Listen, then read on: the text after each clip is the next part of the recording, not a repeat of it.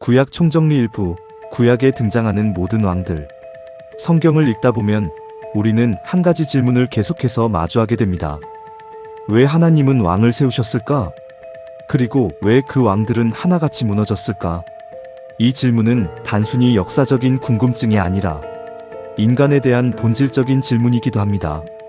사람은 왜 같은 실수를 반복할까? 왜 좋은 출발을 하고도 끝까지 가지 못할까? 이 질문의 답을 찾기 위해 우리는 사울이라는 인물부터 시작해야 합니다. 이스라엘은 원래 하나님이 직접 다스리는 나라였습니다. 눈에 보이는 왕이 아니라 하나님이 왕이셨습니다. 그러나 사람들은 그것으로 만족하지 않았습니다. 그들은 다른 나라를 보며 생각했습니다. 우리도 저들처럼 강한 왕이 있었으면 좋겠다. 눈에 보이는 지도자가 필요하다.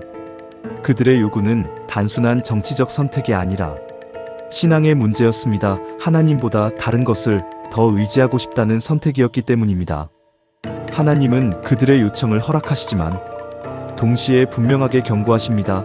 왕은 너희를 다스릴 것이고 너희의 삶에 부담이 될 것이라고. 그러나 사람들은 그 경고를 듣지 않았습니다. 결국 첫 번째 왕 사울이 세워집니다. 사울은 처음에는 겸손했습니다. 그는 자신을 드러내지 않았고 왕으로 세워질 때도 짐들 사이에 숨어 있을 정도로 스스로를 낮추는 사람이었습니다. 사람들은 그런 그를 보며 기대했습니다. 그러나 왕이 된 이후 그의 모습은 조금씩 달라집니다. 그는 점점 하나님보다 사람을 더 의식하기 시작합니다.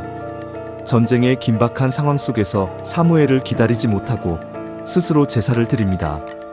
겉으로 보면 급한 상황에서 어쩔 수 없는 선택처럼 보이지만 하나님은 그것을 다르게 보셨습니다. 자신의 판단을 더 믿는 선택이었기 때문입니다. 이후 아말렉과의 전쟁에서도 그는 하나님이 명령하신 것을 온전히 따르지 않습니다. 가장 좋은 것들을 남겨두고 그것을 하나님께 드리겠다고 말합니다. 그러나 하나님은 분명하게 말씀하십니다. 순종이 제사보다 낫다. 이 한 문장은 사울의 인생 전체를 설명합니다. 그는 하나님을 완전히 떠난 것은 아니었지만 끝까지 순종하지도 않았습니다. 그 결과 그의 왕권은 점점 무너지기 시작합니다. 하나님은 사울을 버리셨고 그의 인생은 두려움과 집착으로 가득 차게 됩니다. 그는 점점 다윗을 시기하고 결국 하나님이 아닌 다른 방법으로 자신의 미래를 확인하려 합니다. 신접한 여인을 찾아가는 장면은 그가 얼마나 멀어졌는지를 보여줍니다. 사울의 이야기는 말합니다. 좋은 시작이 반드시 좋은 끝을 보장하지 않는다는 것을. 그 다음으로 등장하는 인물이 다윗입니다. 다윗은 사울과는 전혀 다른 출발을 가지고 있습니다.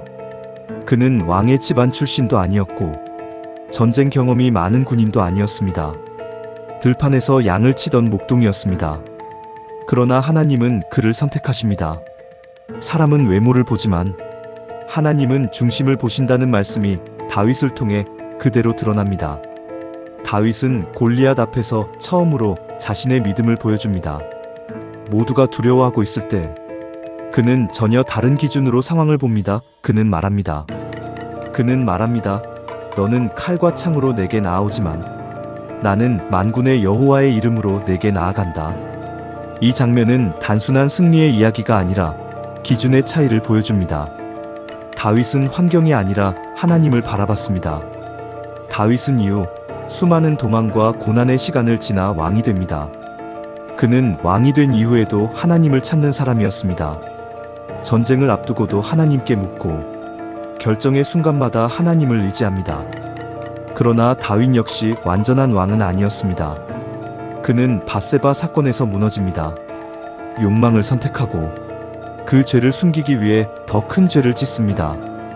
우리아를 죽게 만드는 선택은 그의 인생에서 가장 어두운 장면입니다. 이 사건 이후 그의 가정과 인생은 큰 고통을 겪게 됩니다. 그러나 다윗은 중요한 선택을 합니다. 그는 숨기지 않습니다. 나단 선지자의 지적을 받자마자 그는 무너집니다. 그리고 하나님께 돌아옵니다. 시편 51편은 그가 어떤 마음으로 회개했는지를 보여줍니다. 그는 자신의 죄를 인정하고 하나님께 새로운 마음을 구합니다. 다윗이 다른 왕들과 달랐던 이유는 죄를 짓지 않아서가 아니라 죄 이후의 선택 때문이었습니다. 그는 끝까지 하나님을 놓지 않았습니다. 그의 인생은 완벽하지 않았지만 방향은 하나님을 향해 있었습니다. 다윗 이후 왕위는 그의 아들 솔로몬에게 이어집니다. 솔로몬은 시작부터 특별한 왕이었습니다. 하나님은 그에게 꿈에서 나타나 무엇이든 구하라고 말씀하십니다. 그때 솔로몬은 지혜를 구합니다. 이 선택은 그의 인생을 결정짓는 중요한 장면입니다. 하나님은 그의 선택을 기뻐하시고 지혜뿐 아니라 부와 명예까지 주십니다. 그의 시대는 이스라엘 역사상 가장 화려한 시기였습니다. 성전이 세워지고 나라가 번성하며 주변 국가들이 그를 인정합니다. 스바 여왕이 그의 지혜를 확인하기 위해 찾아오는 장면은 그의 영향력을 보여줍니다. 그러나 문제는 바로 그 성공이었습니다. 그는 점점 하나님보다 자신의 환경과 능력을 더 의지하기 시작합니다.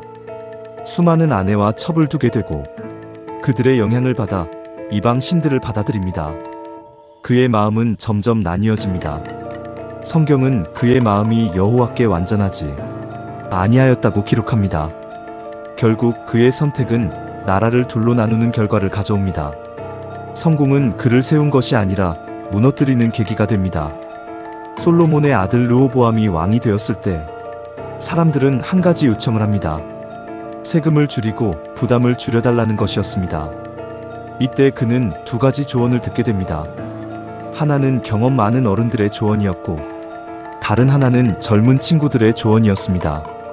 그는 더 강하게 나가라는 조언을 선택합니다. 그 결과는 즉각적으로 나타납니다. 북쪽 10지파가 떨어져 나가고 나라가 둘로 나뉘게 됩니다. 이 한 번의 선택이 역사를 바꿉니다. 북이스라엘과 남유다의 분열이 시작됩니다. 북이스라엘의 첫 왕 여로보암은 또 다른 문제를 만듭니다. 그는 정치적 안정을 위해 신앙을 왜곡합니다. 백성들이 예루살렘으로 올라가는 것을 막기 위해 금송아지를 세우고 그것을 하나님이라고 말합니다. 이 선택은 이후 북이스라엘 모든 왕들에게 영향을 미칩니다. 북이스라엘의 왕들은 대부분 하나님을 떠났고 그 중에서도 아합은 가장 대표적인 인물입니다. 그는 이세벨과 결혼하면서 바알 숭배를 본격적으로 퍼뜨립니다. 선지자들을 죽이고 하나님을 대적합니다. 엘리야와의 갈멜산 사건은 하나님이 누구신지를 분명하게 보여줍니다. 하늘에서 불이 내려오고 백성들은 여호와가 하나님이라고 외칩니다. 그러나 아합은 끝까지 돌아오지 않습니다.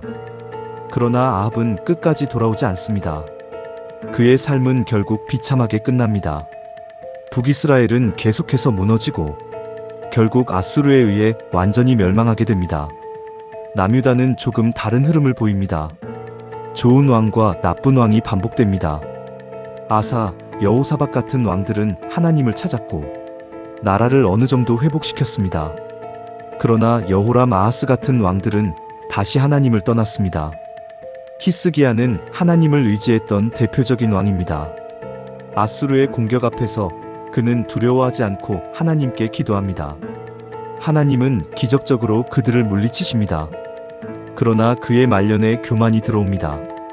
바벨론 사신들에게 자신의 모든 것을 보여주는 장면은 그의 약점을 드러냅니다. 그 작은 선택이 결국 미래의 멸망으로 이어집니다. 요시야는 마지막으로 등장한 개혁의 왕입니다. 그는 율법책을 발견하고 나라를 하나님께 돌이키려고 합니다. 우상을 제거하고 예배를 회복합니다. 그러나 그의 개혁도 오래가지 못합니다. 그의 죽음 이후 모든 것은 다시 무너집니다. 마지막 왕 시드기야는 하나님의 말씀을 들었지만 끝까지 결단하지 못한 왕이었습니다. 그는 상황과 두려움 속에서 하나님이 아닌 다른 선택을 합니다. 결국 예루살렘은 무너지고 성전은 불타고 백성들은 바벨론으로 끌려갑니다. 이 모든 왕들의 이야기를 통해 우리는 한 가지 공통점을 발견하게 됩니다. 왕은 있었지만 완전한 왕은 없었다는 것. 모두가 시작은 있었지만 끝까지 가지 못했고 모두가 기회를 받았지만 결국 무너졌습니다. 그렇다면 왜 하나님은 이 이야기를 계속 기록하셨을까요? 그 이유는 단 하나입니다. 사람은 스스로를 구원할 수 없다는 것을 보여주기 위해서입니다. 왕도 실패했고, 시스템도 실패했고, 인간의 노력도 실패했습니다. 그렇다면 남은 질문은 하나입니다. 누가 이 문제를 해결할 수 있을까? 누가 이 반복을 끊을 수 있을까? 구약은 이 질문을 남긴 채 끝납니다. 그리고 그 답은 신약에서 시작됩니다.